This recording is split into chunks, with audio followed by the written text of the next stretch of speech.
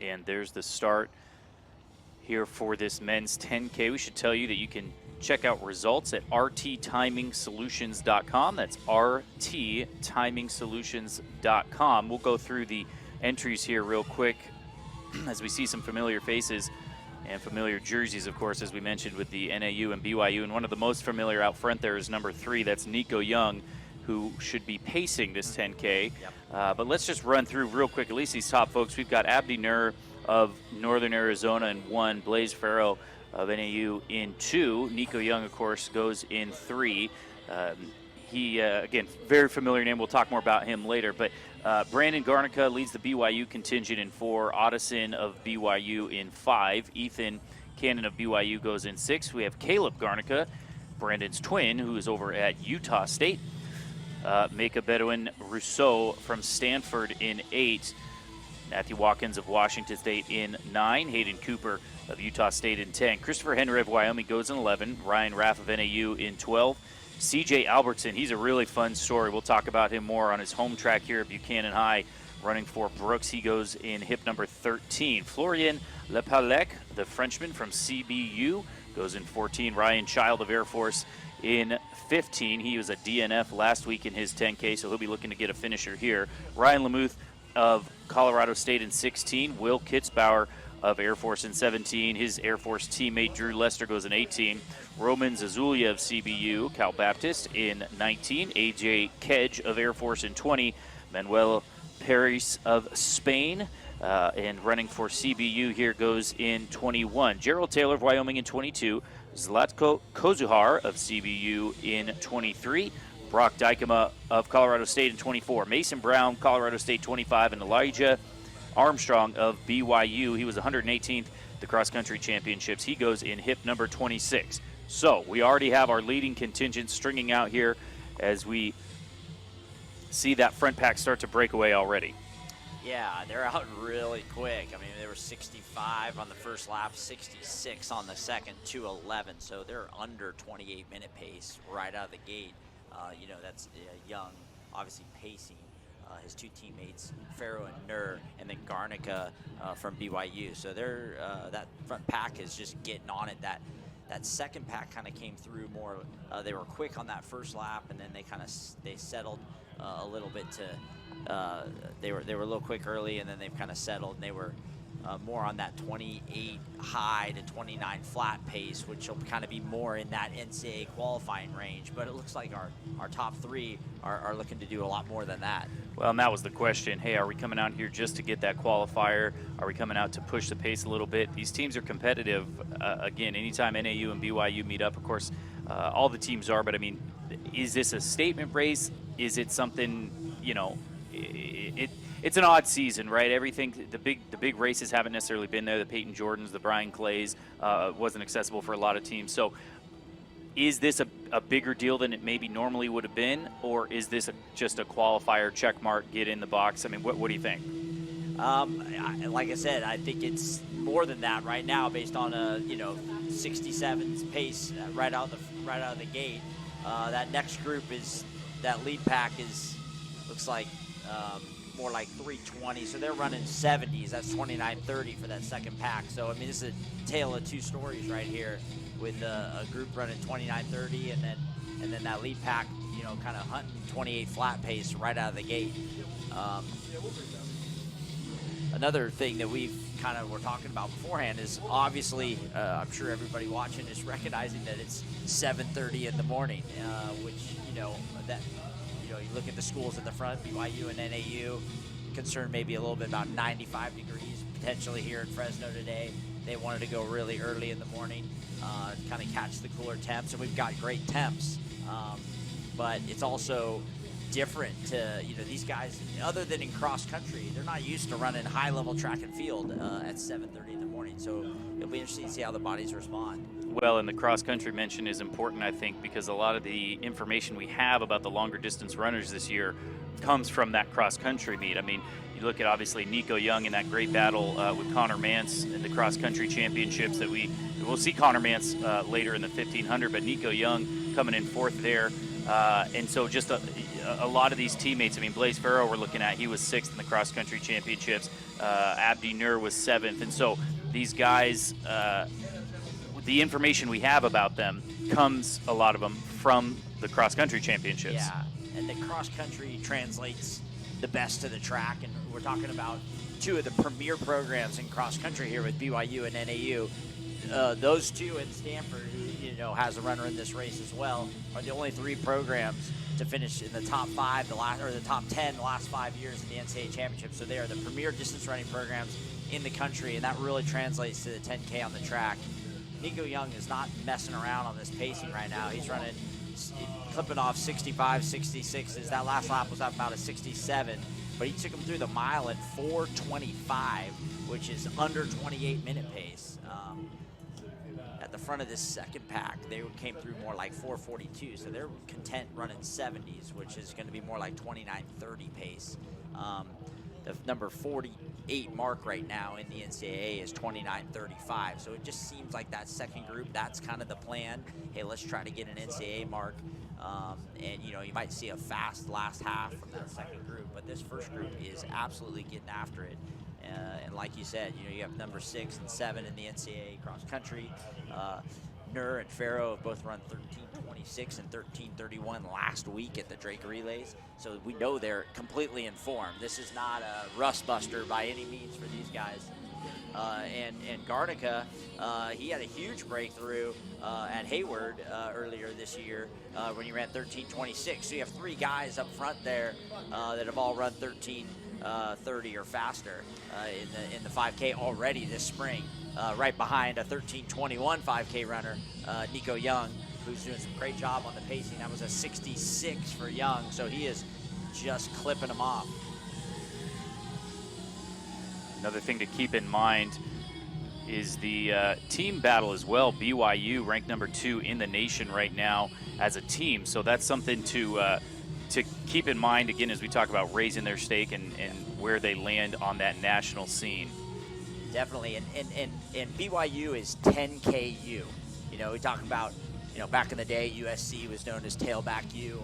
Well, BYU is 10KU. Ed Eyestone, this is their event. They take a lot of pride in this event. He himself, Ed Eyestone, the coach, was NCAA champion in the 10K, and they have loaded up in this event over the past couple of years. There you see Ed Eyestone on the backstretch hollering splits at his guys. But in 2019, they had 6 guys qualify for the NCAA final in this event. They had 9 at the regional championships. The year before, in 2018, they had 8 at the regional championships, or the first round, and 4 persisted on to the final. So their philosophy is, hey, let's load up, have all our guys in the 10K go control that first round race, the prelim race, and try to get all our guys through, and that could be a huge shot in the arm for their point total at the national championships. Well, and credit where it's due, they have a few more diversified events as well that we'll get to a little bit later, the full team being here with that BYU contingent. Another important thing to keep in mind as we see just about 8.5 minutes here into this 10K, the top group you mentioned on sub-28 pace, 2 runners so far have gone sub-28 in the NCAA, the Iowa State duo of Kiptu and Kurgat, and of course the Olympic trial standard is that 28 flat, so it's a big mark in any case, running 28 flat, running sub-28, but extra important this year, if you will, because anytime you get into, and that kind of answers our question, right? If we wanted to see, hey, are they going to go for it? And the question is, or the answer, I guess, to our question is, get your qualifier now, not just for regionals, not just for the NCAA, but for the Olympic trials, because you might not get another chance to run fast. That was another 66 for Young, and they kind of were sawing Garnica off a little bit. He's kind of battled back, but like I said, these guys are not content to just kind of, race together, work together. Young's out there putting it on everybody on the pace, and it seems like his teammates are handling it very comfortable, where Garnica seems like he's working a little bit already 2 miles in to kind of stay on that pace. They were 8:53 at 2 miles, so we're talking 27 high pace right now, which would be absolutely phenomenal here at 7:30 in the morning. I don't know what the world record is for 7 a.m. Hour 10K, but this has got to be one of the faster 10Ks ever run before 8 a.m. Well, it is bright and early here. I mean, you can see on the screen that the sun is already up. The sun's shining, and gosh, probably mid 60s or so, a little warmer really with that sunshine. So even moving it earlier, there's still some heat here, and we keep an eye on that chase pack as well. And we'll look at the T-First like, list, of course. I mean, Bodan a lot of these guys Rousseau, again just trying to get into that top 48 now, not necessarily 32. They seem to be working together quite a bit in that chase pack. Bodan Rousseau of Stanford, who's a California kid out of Bellarmine High School, raced his state championship right here on this track. He's kind of been leading the efforts there to kind of keep him right on that 70-second pace. That group just ran 69. Actually, Watkins from Washington just kind of took over there, and they just ran 69 on that lap, 10:33. So they've kind of dropped it down just a bit to, that 29:15 pace on that second group, and they've kind of whittled that down even a little bit. And up front, though, you see that NAU trio with Garnica trying to hang on. But, of course, Nico Young out front pacing, and we've seen that stride so many times. And what could have been outdoors last year, we'll never know. But just an incredible high school season in Newbury Park, high school career, really, and already doing it on the big stage at NAU. Yeah, before he steps off, we're going to get to see him later. But, I mean, it's been so impressive to see how seamlessly he has transitioned to the collegiate stage. Especially given the year that they had a year ago, where you would think there might have been some transition stuff, and especially moving up to 7,000 feet in NAU, you'd think that there might be some growing pains, yet he has moved right in. He just broke the U.S. junior record at Drake in the 5K a week ago. He was fourth at the NCAA championships, led his cross-country team as a true freshman to a national championship. It's really transcendent stuff that we haven't seen from guys before at the freshman level since maybe Galen Rupp or, Adam Goucher. And so, really impressive. And now, Mike Smith's giving him the keys to pace these guys, and he's doing a great job. Another 66. He's been absolutely clockwork out there. Well, it's the NAU team environment, and again, plugging somebody into that, especially with the accolades of a Nico Young coming in as the Nike Cross Nationals champion, and we don't always see that, play out well on the college scene for kind of the prodigies coming out of high school, but he's done a great job. And you mentioned that U.S. junior record, 13:24 a couple of weeks ago in that 5K. So really just exciting stuff for him all around. And again, that NAU team, of course, he's pacing, and he is followed by his teammates Ferro and Nur, who look great right now. And honestly, I don't know if Garnica was prepared for this. I mean, they're halfway in, and they've already broken him off. And I think he probably thought that he was going to be a part of this group a little longer, and he thought the pace might have been more like 67s, but they've been just a little under that 66s. And I think he's got a little dose of reality right now, and he's got a decision to make. If he keeps battling and trying to maintain contact, or trying to maybe self-protect right now, and make sure that this doesn't completely come off the rails for him. He's going to be in no man's land here pretty quick. They just sawed him off on that lap. They ran 66, he ran 68. So we will see what happens. Garnica's twin brother actually is in that chase pack for Utah State. That's kind of an interesting situation there. The two of them are twins, and they led that Springville high school team in Utah to a fifth place finish in the Nike Cross Country Nationals a few years back, and it's kind of fun to have them both in this race, even though they're at different schools. And his brother there is tucked right in the middle of that chase pack. And they're running right at 70s. And you've got, speaking of that chase pack there, as you see some of the lap runners from that NAU top trio, but Mika Bedouin Rousseau of Stanford was leading that chase pack. As you said, they're kind of taking turns doing the work there out front. He's an interesting story as well. They were 13:53 at 5K up front. Oh my goodness. They are moving. Oh my goodness. Yeah, there you go. You take a look at number 8 there. Bodin Rousseau, he actually represented the U.S. in the under 20 cross-country championships a couple years ago, the infamous course there in Aarhus, Denmark, where he ended up 39th. So got a little bit of international experience. The Stanford Frosh is also 29-11 a few weeks back at the Stanford Invitational.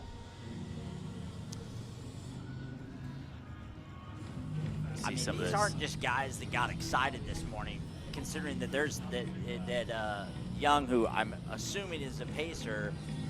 This was planned. I mean, it's not like he got out quick and Mike Smith has asked him to back off. They are been very consistent running 66s at this point. They're making a statement here this morning. They're ready. They came down from altitude. They're obviously fit. We saw it at Drake, and they're ready to run 27 minutes, or high 27 minutes here. I mean, this is just phenomenal running right now so far by Ferro and Nur. And Garnica, as you mentioned, I think kind of got over his skis a little bit there. He's out in no man's land.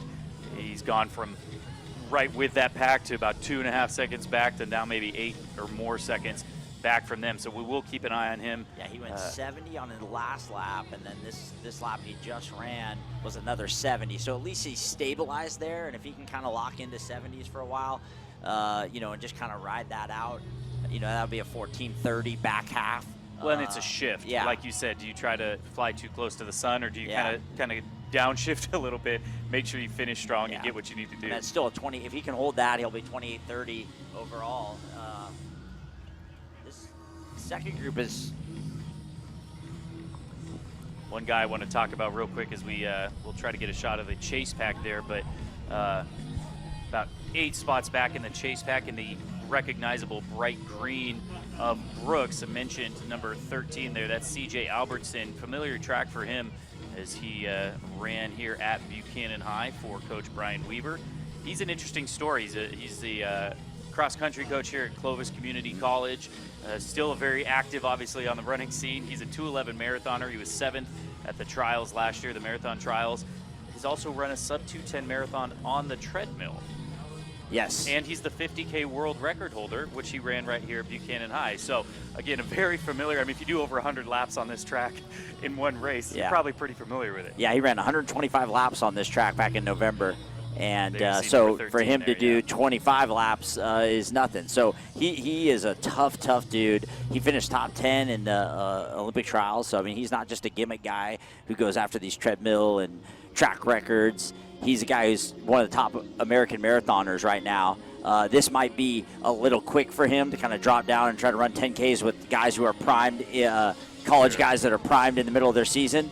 But he had a great career at Arizona State, and yes, you know, lives right around the corner. This is the track he trains on, and it's fun to see him out there banging away with these college kids. Again, training for the marathon, dropping down. I agree, it's probably a little bit long there, but he also ran the steeplechase at Arizona State, was an NCAA qualifier in 2016. So, again, just a tough guy all around and likes to take on these challenges. So kind of a fun story here. Yeah, but up front, they are just marathon, cooking.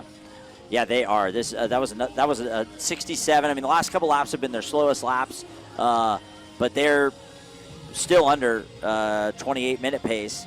That second pack is running right at 29:20 pace. Cal Baptist runner Lepalic is has been leading that group, doing a good job of kind of keeping them right on 70, 71s. And I think there's 11 in that second pack, and that's going to be right there at that NCAA mark, you know. And so this group, that's really important for the runners in that group to kind of hang in there at that NCAA mark. And you see, you know, 2 from BYU in that group and 1 from NAU. So that, you know, that's important for those that team situation. Absolutely. We'll see this battle many more times this year, and of course at nationals as well. You mentioned that 2019 10K that was just epic with the BYU contingent. They're really taking control of it. We talk about team running a lot. We don't always see it, or we don't always see it go according to plan. And if you have 2, maybe even 3 runners in there, that's one thing. But when you have really a stranglehold on that race like BYU did, it just takes it to another level. And I think that's something that NAU is really trying to do here. As you see now, leading the chase back is another NAU runner, Ryan Raff, who was 150th at cross country, but he's used to being a part of that team as well. So these guys in the recognizable yellow jerseys, again, Nico Young still leading the way. with Ferro and Nur. Yeah, they're rolling by the second group. Those guys are going to be NCAA qualifiers, and they're lapping them, 18 minutes and 19 minutes into the race. That could be what you might see here, though, is this group might pick up a little bit of their jet stream, and it might get them to maybe jump from 70 to 69 and maybe break rhythm a little bit.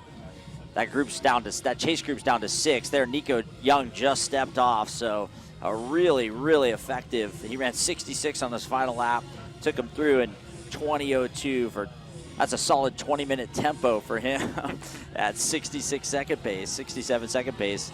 So running 4:25 pace, for 20 minutes. Now Ferro and Nur taking over the reins here.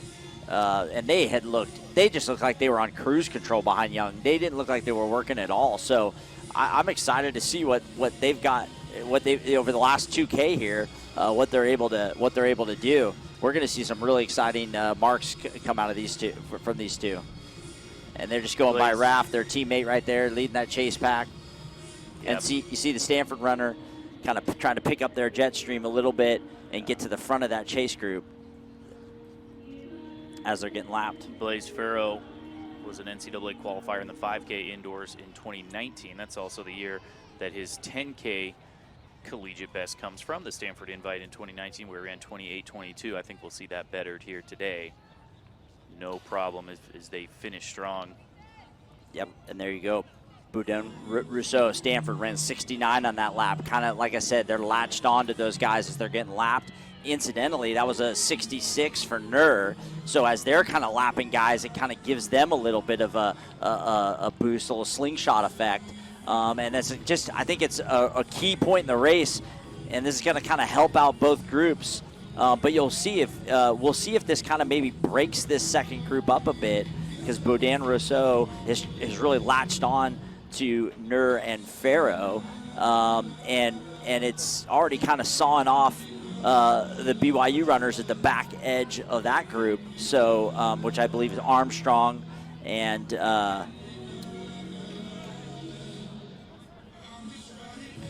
that might be Armstrong at the back of that group. And so Boudin Rousseau is kind of trying to use Nur and Ferro to kind of turn his race, get his race moving in a positive direction. That's 67 for Nur and Ferro, and also for Boudin Rousseau. So, well, this is really interesting how Boudin Rousseau is using those guys to kind of now separate from the chase pack. And obviously it's 22, almost 23 minutes in. I mean, it's much more strung out as everybody kind of tries to run their own race at this point. A lot of folks getting caught in no man's land here. But for Nur up front, there's a reason he's got that one on his chest there, and he's coming off that 13:26 at Drake you mentioned in the 5K. Also got a little speed, ran 3:43 in Arizona a few weeks back in the 1500. So, got the experience as well, finishing 7th on that championship team in the cross-country nationals. So these two, again, working together.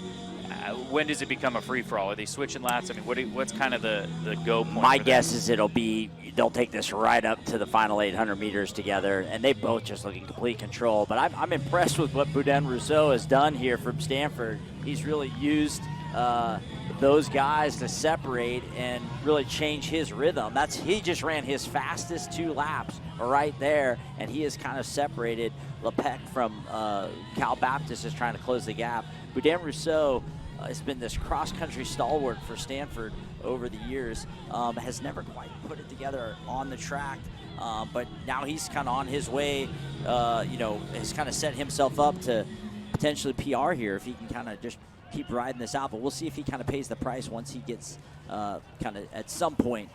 Nur and Ferro are going to kind of break him off, and then we'll see if he can kind of keep that going. We're starting to see that a little bit already. His PR at 29:11, as we mentioned, from that Stanford invite a little bit. And we've seen this before. It's if controlled, an injection of pace in the middle, late stages of the race can be okay, but we've also seen people jump behind lap runners that just get completely fried. So if he uses that, like you said, for a couple of free laps on the slipstream, hopefully now he can ride that and stay strong. But now you see they're pulling away. Yeah, he fell back just a bit. That was a 70 for him, and a lot of that was in that last 200. But Lepelec, 67 from Cal Baptist, and Raff right behind him.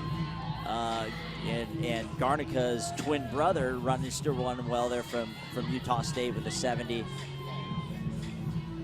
We should check in on Garnica there in third. He's still rolling along pretty well. He ran 72 on that last lap, so it's kind of started to been a little bit of a slow bleed for him there in no man's land. Here he's approaching the finish line. We'll get a split on him and see if he can't kind of turn his race around here heading into the final mile. That was a 71, so he's doing okay, just kind of holding on. But just look how smooth the top two from NAU look here. Eyes down, Ferro just putting in the work, really light and smooth still. I mean, these two from NAU, Nur and Blaise Ferro in second there. 67, 25, 39 with 2 to go. They're going to run 27:45 or maybe 27:50. I mean, this is a phenomenal run for these two. Nur starting to separate now. Nur, out of North High School in Phoenix, the Somalian is just, had a great career at NAU. Ferro out of the Story program in New Jersey at a Christian Brothers Academy. Two guys who've been a big part of this great NAU squad, really putting on the show here. And now Nur is turning it on. Yeah, breaking away a bit there is Abdi Nur. Again, he's got that number 1 on the chest. He wants to make sure that's lines up with the finishing results as well. Nur does represent the United States, Somalian born, as you mentioned. And so we're keeping an eye not only on the NCAA list, of course. 26:45 with a lap to go. So run 27:50. Well, and that's what I was going to say. We're keeping an eye on the U.S. list as well. And the automatic qualifier for the Olympic trials, 28 flat. Only been a handful of folks under that so far this year. Of course, some other people have qualifiers going back to last year and some of the different confusing qualification metrics. But all that matters for these guys, they're trying to get under that automatic qualifier. You see the grit now on Abdi Nur's face, the NAU runner coming in strong as he's turning the corner and really trying to finish what they started as a team. It was 3 with Nico Young pacing, down to 2 with Nur and his teammate Ferro. But look at the spring in his step. Abdi Nur coming around to the final 100 meters, and he's going to finish the way he started, strong. I mean, he's about to lap Garnica, who is with him at the halfway point. Almost. 27:40 for Garnica with a lap to go. And for Abdi Nur, 27:47 or so. I mean, that, talk about stamping your name on the NCAA list. That is the top mark right now and shows that he is willing to mix it up with the Iowa State duo. And now Raff, speaking of NAU, Raff is running really well for them in third. He's approaching the finish line with the bell, or he's in fourth at the bell for him. Garnica's kind of got some pep in his step again. His brother's in sixth right now. So we'll keep an eye on that 29 kind of 30 range is what it's probably going to take to get to the NCAA meet. It may be faster depending on what happens the rest of this year, I mean, that doesn't even really get you safe at this point. So there you see a 27:47 and change for Abdi Nur. His teammate Blaise Ferro under 28 minutes as well, 27:56. 28:48 for Garnica. That was a tough back half for him. He just kind of had to move into self-preservation mode. But here's Raff finishing well. Wow, Mike Smith had these guys ready to run. We'll see if they can hold this all the way into June. But well, and again, we asked the question, what's the goal here? And for those top 2 guys, they answered a number of those questions. Yep. Top 2 times in the NCAA. Again, those Olympic trials qualifiers, under 28 flat. and some of the top times so far run in the U.S. at all. I mean, it's early season, especially for the 10K still, but we're getting into the thick of it, and hey, sub 28 is nothing to sneeze at. 29:13 for Raf, and then I mean, that was even, and then Armstrong 29:17. So I mean, like we said, it was gonna be NAU and BYU, and here you go, top 5 are NAU and BYU, and then Garnica, a solid run, 29:20 for him. That's pretty good twin double there. 29:13 for Raf, improves his 29:27 PR from 2019. So that's another kind of subtext here. A number of these guys haven't been able to get a 10K, obviously, in a couple of years. Yeah, so Kitzenberg, Boudin-Rousseau, they're all going to be kind of right at that bubble spot, I think. Here's the thing about the 10K. Usually if you run it during the season, you're probably going to run it in NCAAs, so it doesn't go much deeper than 48 on that list. You know, you might get lucky to get in at, 50, 51, if there's an injury or two, but it's like the hammer throw. If you do it, you're going to do it at the NCAA meet. And so, or it's the steeples like that, where you will see in the 15 and the 8 and the 5K, guys may not declare for that at NCAA, so you might get in a little bit later. So, CJ Albertson, 29:50. All right. Good job, CJ. Not bad. Like you said, coming down from that marathon training, or 50K apparently. He runs probably 130, 140 miles a week. So, I mean, this is he's a guy who really gets after it in his training.